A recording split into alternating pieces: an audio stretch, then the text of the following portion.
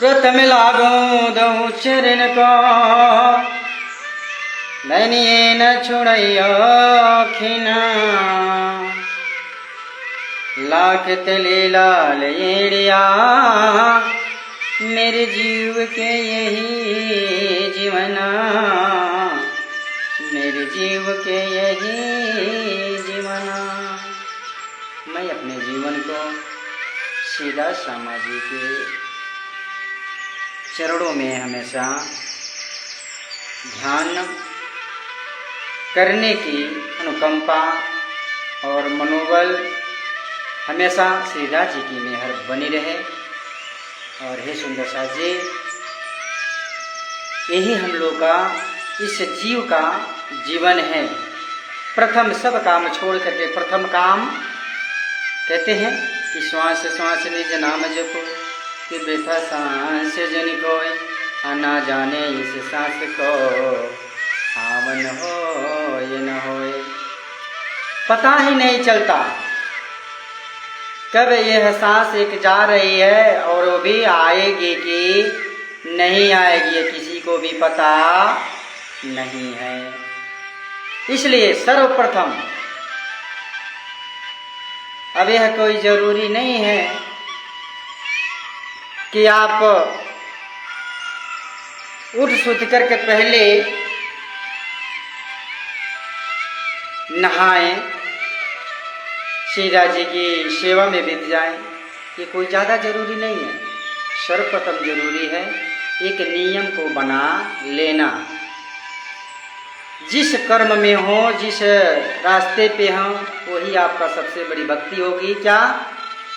श्वास श्वास निज नाम जपो वृथा सांस मत खोय ना जाने इस सांस को आवन हो ना हो। हर सांस में अपने धाम देने की गुणगान चर्चा तारतम समय मिले थे चित्वनी। सबसे बड़ा मुख्य काम यही होता है।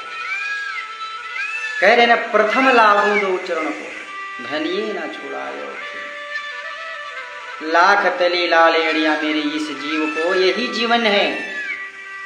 और बाकी लोग को क्या मतलब है? जब मर्जी तब उठना है, जब मर्जी तब खाना है, जब मर्जी तब नहाना है। लेकिन श्री कृष्ण प्रणामी निजनन संप्रदाय में एक संविधान होता है, एक नियम लागू होता है, जिसको हम रहनी कहते हैं। जब हमारे अंदर रहने की थोड़ा भी अंकुर नहीं होगा तो दूसरे में और हमारे में क्या फर्क पड़ जाएगा? आप खुद विचार कर देखिए। मैं हर बार यही कहता हूँ, अगर दूसरे वर्ग के लोग हैं उन्हें ना नहाने से मतलब है, ना भगवान के चिंतन से मतलब है। उन्होंने क्या बस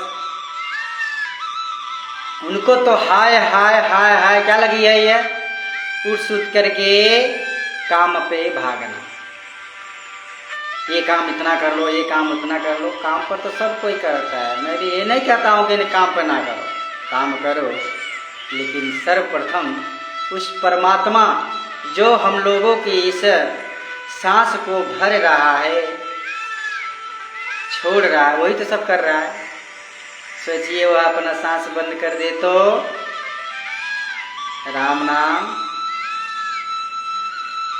स्वाहा हो जाएगा तुरंत। और हम उन्हीं के लिए, जो इस परमात्मा इतने सुंदर शरीर को चला रहा है, हम उन्हीं के लिए 1 मिनट 2 मिनट 4 मिनट 5 मिनट आधे घंटे का समय नहीं दे पा रहे हैं।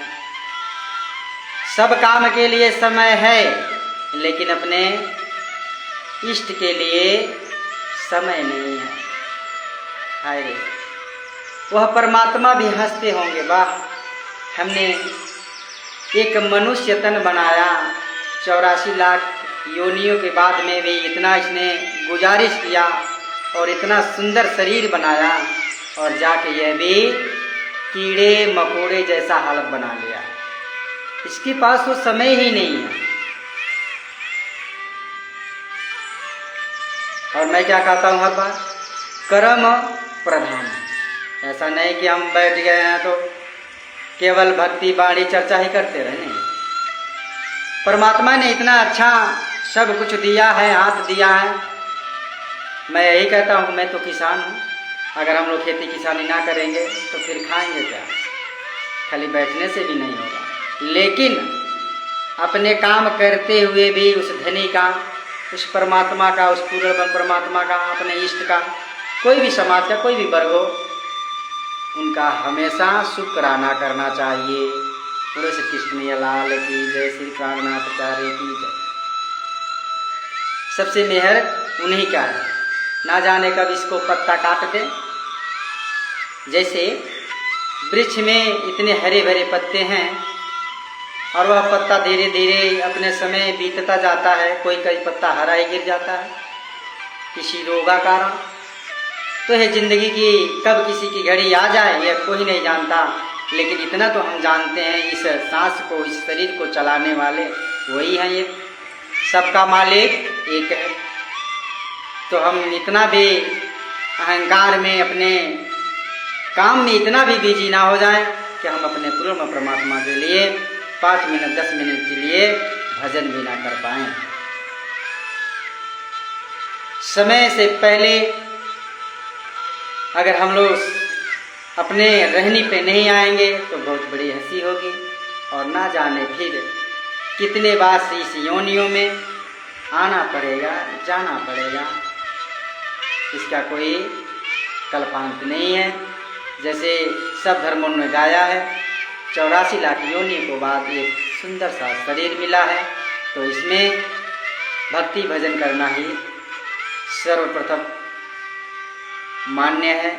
अब आपके ऊपर है करना है कि नहीं करना है, ये आपके ऊपर निर्भर करता है। बोलो श्री कृष्ण कन्हैया लाल की जय, श्री प्राणनाथ आचार्य की जय।